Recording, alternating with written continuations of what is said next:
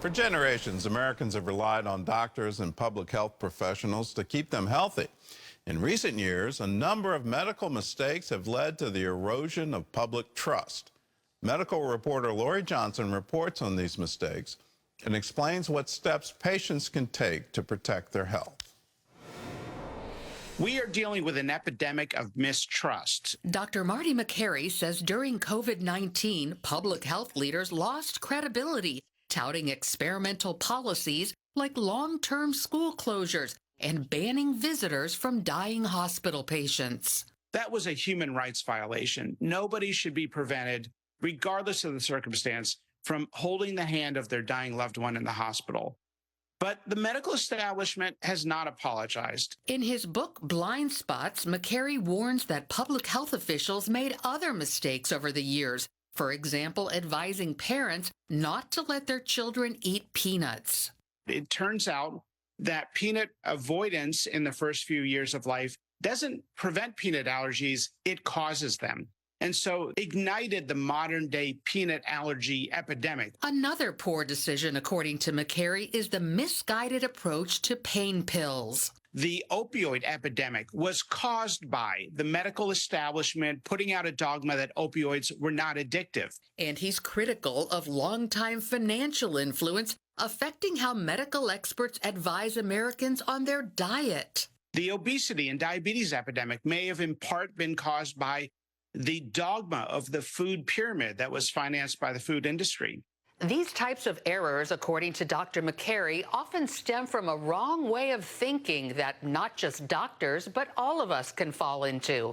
We tend to believe what we hear first, not because it's more logical than new information, but simply because we heard it first.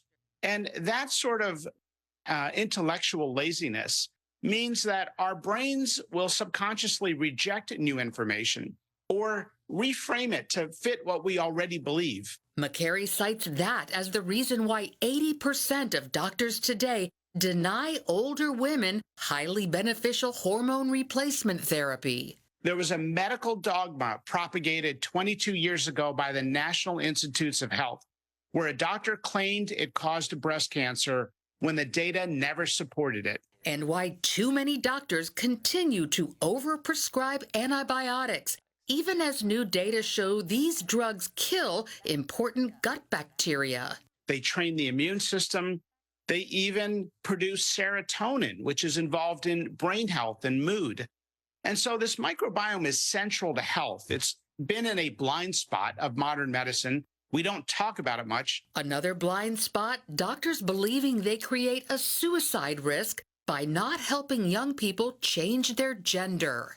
The worst thing you can do in science is to tell a parent or a patient something with such absolutism, saying that it's scientifically supported when it's not. And it turns out that the increased suicide risk is driven not by the gender dysmorphia diagnosis that's assigned to the kid, but rather the underlying mental health disturbances. Makary adds that health professionals and the public need to question and research certain long-held beliefs that could be based on wrong information. We need to recognize that our brains have that human tendency and then temporarily and actively suspend our biases, because we all have biases, we have to acknowledge that, and suspend those biases as we consider new information objectively. And while pointing out the need for change, Makary warns against overreaction. We don't want to create hysteria in the general public about the medical profession. If you're in an emergent or urgent situation, do whatever the doctor tells you. But when it comes to chronic abdominal pain, or what's actually causing our epidemic of autism or autoimmune diseases, or the general inflammatory conditions that are now epidemic in society, we don't have a good answer for you. Makary sees modern diet and lifestyle as the most likely culprits and points people back to a more spiritual approach. It's almost as if we're now rediscovering that many of the biblical principles around health is where we need to get back to. It's not a matter of discovering things. It's a matter of reminding us of our great heritage of good health. And that includes eating whole foods the way God created them instead of processed. Research also shows practices like prayer, fasting, And being part of a community can result in a number of physical benefits. So while public health guidance can be confusing and even wrong at times, evaluating recommendations with an open mind and through a spiritual lens can help. Lori Johnson, CBN News. Well, that's the latest in the health reports from Lori. I do encourage you, make sure that you're educated on the treatment plan.